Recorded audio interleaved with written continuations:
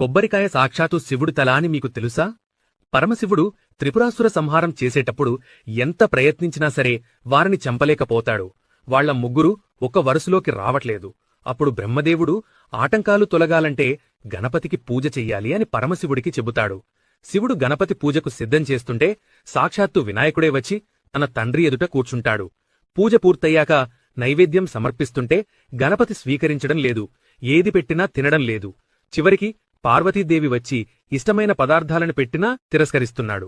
అప్పుడు శివుడు అసహనంతో ఏం కావాలి నాయనా నీకు అని అడిగితే అప్పుడు గణపతి నీ తల పండు సమర్పించు అని అడుగుతాడు. వినాయకుడు నా శిరస్సును అడుగుతున్నాడు అంటే ఏదో మర్మముందని శివుడు గ్రహిస్తాడు. శివుడు ధ్యానంలో కూర్చుని దోసలు పట్టేసరికి ఆయన చేతిలోకి తెల్లగా మెరుస్తూ గుండ్రంగా ఉన్న ఒక పదార్థం ప్రత్యక్షమయ్యింది. పరమేశ్వరుడికి ఉన్న 3 కన్నులాగా ఆ పదార్థంపై 3 కన్లు ఏర్పడ్డాయి. లక్ష్మీనారాయణ శక్తి కూడా అందులో నిక్షిప్తమయ్యింది. శివుడు తలపై ఉన్న గంగమ్మ అందులోకి ప్రవేశించింది. పార్వతీదేవి తినే పదార్థంలాగా అందులోకి ప్రవేశించింది.